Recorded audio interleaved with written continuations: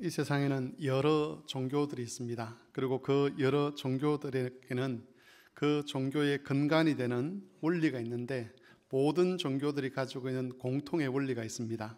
그게 바로 인과응보라고 하는 원리입니다. 인과응보라고 하는 것은 행한 대로 그 대가를 받는다는 뜻입니다. 사람들은 자기들의 신들을 온 마음과 뜻과 정성을 다해서 섬기려고 합니다. 신을 향해서 그렇게 열심과 충성을 보이면 그 신들이 감동을 하게 되고 거기에 대해서 합당한 보상을 해줄 것이다 라는 믿음을 가지고 있습니다. 어떤 사람들은 기독교도 같은 원리를 가지고 있다라고 주장을 합니다. 하지만 기독교 복음은 인과응보의 원리를 벗어나 있습니다. 무엇보다도 복음은 사람이 하나님을 감동시킬 수 있다는 것을 전혀 인정하지 않습니다. 타락한 인간에게는 하나님을 영화롭게 할 만한 것이 없습니다. 그래서 로마서 3장 23절에서는 모든 사람이 죄를 범하였음에 하나님의 영광에 이르지 못했다라고 선언을 합니다. 인과응보의 원리가 기독교 복음에 적용될 수 없다는 것을 가르치는 또 다른 말씀이 로마서 3장 10절 이하에 이렇게 기록되어 있습니다. 기록된 바 의인은 없나니 하나도 없으며 깨닫는 자도 없고 하나님을 찾는 자도 없고 다 치우쳐 함께 무익하게 되고 선을 행하는 자 없나니 하나도 없도다. 이 말씀은 사람들이 하나님을 감동시키기 위해서 하는 일들이 하나님의 기준에 전혀 미치지 못한다는 것을 우리에게 가르쳐주고 있습니다. 사람들이 선한 일을 아예 하지 않는다라고 말하기는 어려울 것 같습니다. 나름대로 선을 베풀고 자비를 베풀고 또 다른 사람 보기에 윤리적으로나 도덕적으로 더 나은 생활을 하는 사람들이 있는 것이 사실입니다. 문제는 그들의 행위가 하나님이 정하신 공의의 기준에는 전혀 미치지 못한다는 겁니다. 그렇기 때문에 인과응보의 원리가 적용된다면 하나님의 공의로운 심판 외에는 기대할 것이 없게 되는 것입니다. 복음은 인과응보 외에 다른 원리가 우리에게 있음을 소개를 합니다. 본문 5절에서 8절까지 말씀입니다. 이를 아니할지라도 경건하지 아니하는 자를 의롭다 하시는 이를 믿는 자에게는 그의 믿음을 의로 여기시나니 일한 것이 없이 하나님께 의로 여기심을 받는 사람의 복에 대하여 다윗이 말한 바 불법이 사함을 받고 죄가 가려짐을 받는 사람은 복이 있고 주께서 그 죄를 인정하지 아니하실 사람은 복이 있도다 함과 같으니라. 여기에는 일을 하지 않더라도 경건하지 않는 자를 의롭다고 하시는 하나님의 복된 메시지가 있습니다. 일한 것이 없어도 하나님으로부터 의롭게 여기심을 받을 수 있는 다른 길이 있음을 우리에게 소개하고 있는 것이지요.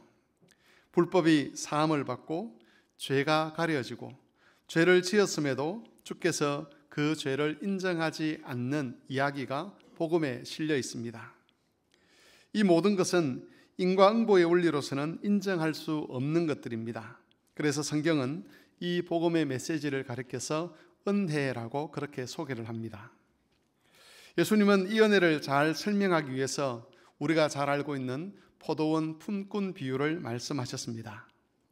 예수님의 그 비유에서는 주인이 일꾼에게 삭을 지불할 때에 일꾼들이 일한 그 대가를 기준으로 삭을 지불하지 않았습니다. 주인은 하루 종일 일한 사람과 단 1시간만 일한 사람에게 똑같은 삭을 지불했습니다. 그렇다고 해서 하루 종일 일한 사람에게 부당한 일을 한 것은 아닙니다. 왜냐하면 그가 원래 받기로 약속했던 그 삭을 원래 그대로 지불했기 때문에 그렇습니다. 주인이 삭을 지불한 원리는 인과응보가 아니라 은혜와 긍휼이었습니다. 주인은 일꾼들을 불쌍하게 여겼습니다. 하루 종일 땀을 흘려 품삯을 받는 것은 당연한 일입니다. 일을 한 사람이 그 정해진 품삯을 요구하는 것은 정당합니다. 하지만 일하지 않는 사람들에게는 그만큼의 삭을 요구할 권리가 없습니다. 주인도 일을 하지 않는 사람에게 일한 사람에게 주는 만큼의 삭을 줄 의무가 없습니다. 1시간밖에 일하지 않는 사람에게 하루치 품삯을 주지 않는다고 해서 어떤 사람도 그 주인을 비난하지는 않을 것입니다. 그런데도 예수님의 비유에서 주인이 하루치의 품삯을 그 일꾼에게 준 것은 그 품꾼들과 그의 가족들을 불쌍히 여겼기 때문입니다. 그것이 주인이 품꾼들에게 베푼 은혜였습니다. 예수님의 비유에 나오는 포도원 주인은 죄인을 긍휼히 여기시는 하나님 아버지를 나타냅니다. 하나님이 베푸신 구원은 인과응보의 원리에 따르면 정당하지 않는 일입니다. 의롭다는 인정은 그것을 인정받을 만큼 충분히 일한 사람에게 허락이 되어야 합니다. 하지만 하나님은 의로움을 위해서 아무 일도 하지 않는 그 자들에게 의롭다는 인정을 해 주셨습니다. 마치 일하지 않는 자들에게 품삯을 주는 주인과 같았습니다.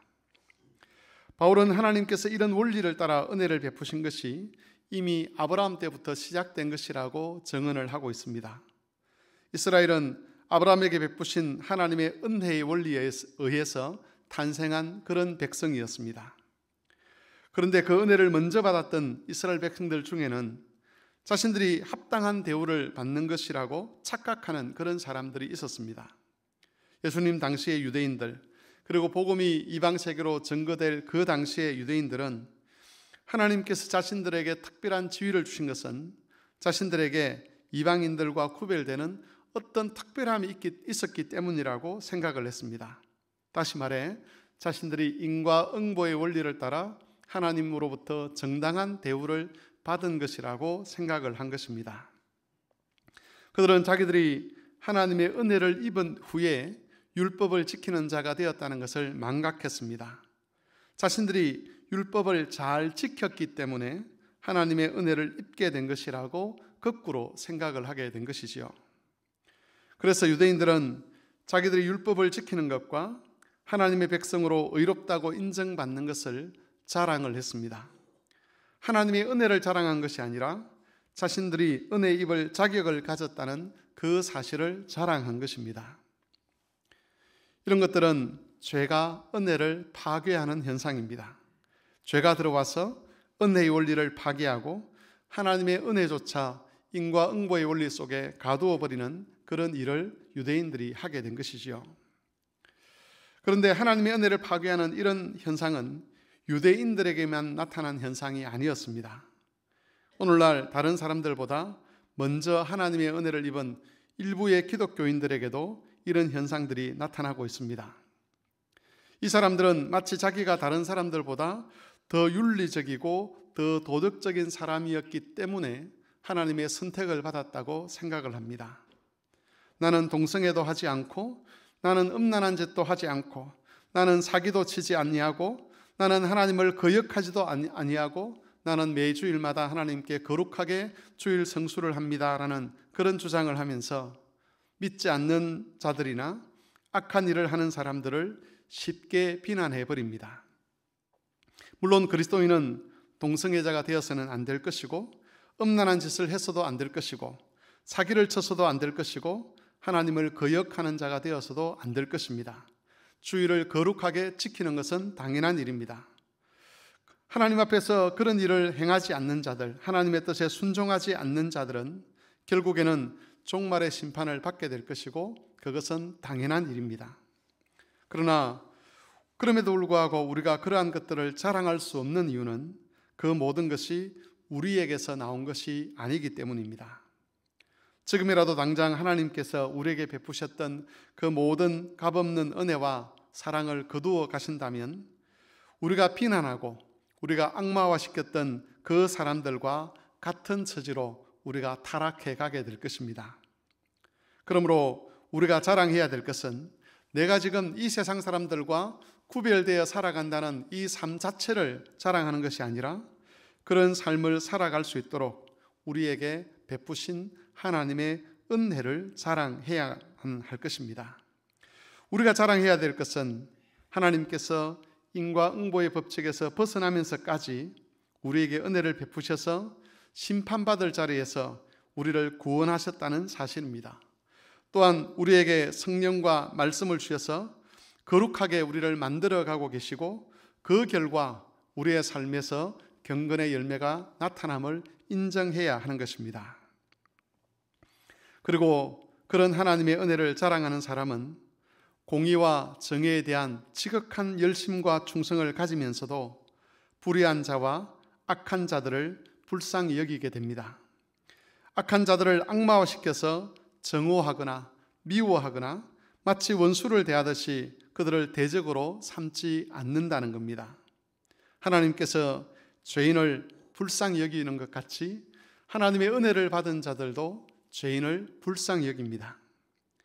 일부 기독교인들이 자신과는 다른 정치적 판단을 하는 정치인들이나 유명인들을 악마화시키고 그들에 대한 정오심을 부추기면서 사람들을 선동하는 그런 경우들이 있는데, 그런 태도는 나의 나된 것은 하나님의 은혜입니다라고 고백하는 우리의 고백과 어울리지 않는 태도입니다.